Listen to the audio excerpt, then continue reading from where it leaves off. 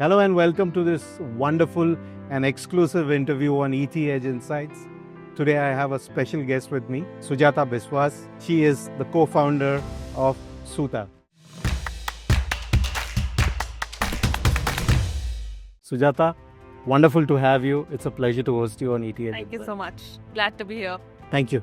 Let me begin by asking you, from corporate work culture to a handloom industry, becoming an entrepreneur, creating a successful brand. So, what was the idea behind this? Tell us about this fantastic story you've crafted. So Suta is a 9-year-old brand now. Right. And when we started, me and my sister, sari was not something that was a D2C brand. There was no brand like us. Right. So there was a clear gap. We both are engineers and MBAs. So we wanted to see a gap for sure. But a very childhood philosophy, you can say, or a dream to impact lives was always there. Right. So for us, they both married so well. And when we realized Suenta means thread, also means daughter, we thought this is like the universe sign to start a brand like this, where we are not even impacting lives, but also making sure that saris are coming back to youngsters' life and becoming the superstar that it should be. Right. One unique thing about Suta, now this many Suta fans, including my wife who's a Suta fan, has told me that the beauty about Suta is blending tradition with modern aesthetics. So I believe you use traditional weaving methods and marry it with modern contemporary designs. So how do you strike a balance? We both don't come from fashion background. Right. So for us, it was a lot about how do we make something, a product that will be celebrated forever. Right. So something that is already so beautiful, which is Indian craft and tradition, and there's so much artistry, history, everything attached to it. We thought it just needs a little maybe modern touch, and we know so many brands, right? For example, the Prada the Kolhapuris that happened, right? Something that is so beautiful, it's already with us, but just needed a little bit of, jump maybe. And we just wanted to make sure that youngsters, if they want to come back to saris, there should be a brand that is giving them that product. Right. And we just felt that there's no better way than to make saris cool, Right. because that's what it wasn't. And when I was young and I saw my grandparents or my grandmother and my aunts wearing sari, it was always cool. So I just wanted that sensibilities to be back, and hence. Very unique. You've worked with weavers and artisans. That is something you've been vocal about. How do you ensure that their craft is respected and their voices are heard?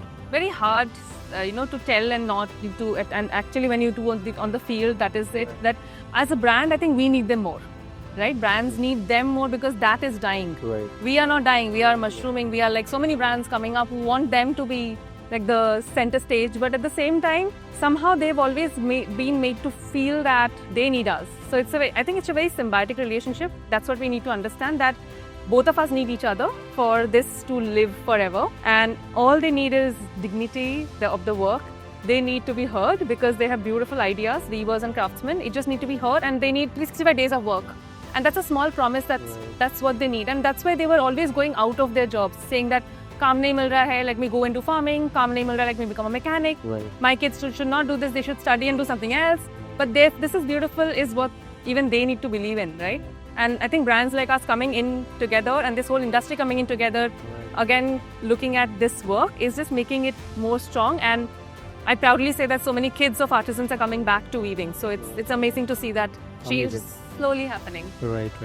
Storytelling has always been I would say, in the culture of Suta.